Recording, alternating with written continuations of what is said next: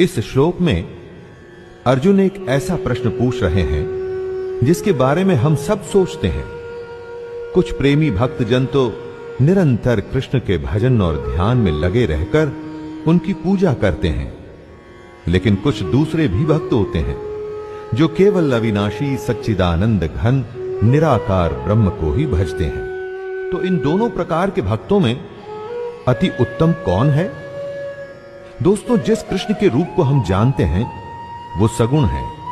एक होता है ब्रह्म जिसका अंश हम सब में है। उस निराकार परमात्मा को निर्गुण कहते हैं।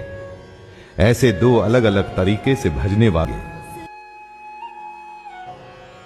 इस श्लोक में अर्जुन एक ऐसा प्रश्न पूछ रहे हैं जिसके बारे में हम सब सोचते हैं। कुछ प्रेमी भक्तजन तो निरंतर कृष्ण के भजन और ध्यान में लगे रहकर उनकी पूजा करते हैं, लेकिन कुछ दूसरे भी भक्त होते हैं जो केवल अविनाशी सच्चिदानंद घन निराकार ब्रह्म को ही भजते हैं। तो इन दोनों प्रकार के भक्तों में अति उत्तम कौन है? दोस्तों, जिस कृष्ण के रूप को हम जानते हैं वो सगुण है। एक होता है ब्रह्म जिसका अंश हम सब में है। उस निराकार परमात्मा को निर्गुण कहते हैं। ऐसे दो अलग अलग तरीके से भजने वालों में कृष्ण को ज्यादा मान्य कौन है? श्री भगवान बोले, जो लोग मुझ में मन को लगा के निरंतर मेरे भजन में लगे रहते हैं, ऐसे भक्तजन श्रद्धा से युक्त मेरे सगुण रूप को भजते हैं।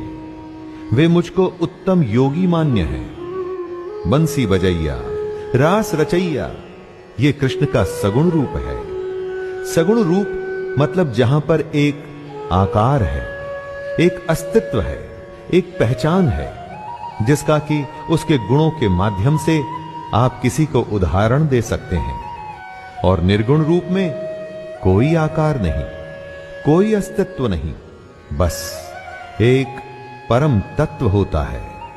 कृष्ण कहते हैं सगुण रूप के सगुण वाले पूजने वाले योगी कृष्ण को उत्तम बहुत पसंद है। लेकिन इन श्लोक में वो उससे आगे बता रहे हैं। कृष्ण कहते हैं कि जो पुरुष अपनी इंद्रियों को भली प्रकार वश में करके मन बुद्धि से परे उस सर्वव्यापी नित्य अचल निराकार अविनाशी सच्चिदानंद घन ब्रह्म को निरंतर एक भाव से भजते हैं, वे योगी मुझको ही प्राप्त होते हैं।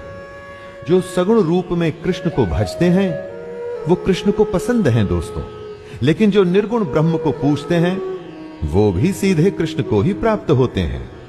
आपको जैसा ठीक लगे आप वैसे अपने इष्ट को भज सकते हैं।